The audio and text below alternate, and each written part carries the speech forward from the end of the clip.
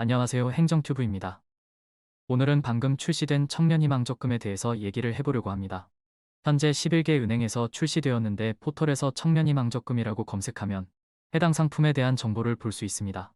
아마 다들 아시리라 생각하는데 잠깐 설명을 해드리자면 총급여 3,600만 원 이하의 소득이 증명되는 만 34세 이하의 청년이 가입할 수 있으며 월 최대 50만 원까지 적립할 수 있는 2년 만기 상품으로 만기 시에는 정부의 저축장려금 36만 원과 5% 이상 이자를 비과세를 적용받을 수 있는 적금입니다. 그런데 만 34세를 초과하였다고 실망하실 필요는 없습니다. 남자가 병역을 복무한 경우 그 기간을 공제해주기 때문입니다. 쉽게 말해서 아직 생일이 지나지 않은 85년생의 경우 만 36세이므로 병역이행을 2년 했으면 만 34세로 가입이 가능합니다. 실제 나이가 만 34세를 초과하는 사람은 출시 첫 주에 적용되는 오부제와 상관없이 영업점을 방문하여 가입심사를 받으면 됩니다. 이 경우 정부24에서 병적증명서를 출력해서 가져가면 됩니다. 온라인으로 쉽게 발급 가능하니 크게 어려움이 없습니다. 만 34세 이하 청년은 2월 25일까지는 오부제가 적용되니 참고하시고요. 또한 직접 은행을 방문할 필요 없이 어플을 통해 비대면 가입이 가능합니다. 가입심사는 연령과 소득 기준만 만족하면 되는데요. 맨 마지막 참고사항을 주목하시기 바랍니다. 원래 소득 기준은 직전 과세 기간인 2021년이지만 현재 2021년에 소득이 확정되지 않았으므로 확정되기 전까지는 전전년도인 2020년 소득으로 판정한다는 내용이 적혀 있습니다.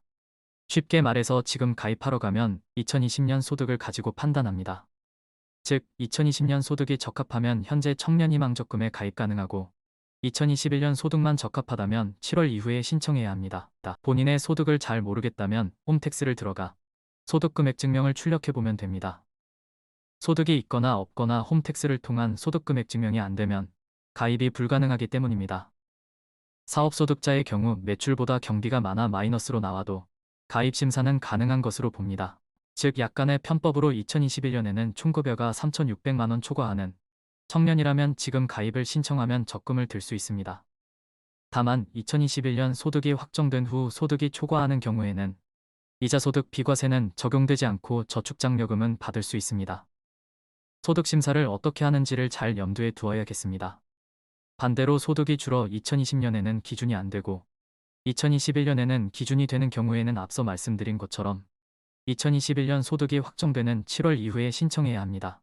그러나 정부가 발표한 예산인 456억 원은 청년이 월 50만 원을 적립한다고 쳤을 때 38만 명만 지원할 수 있는 금액이라고 합니다.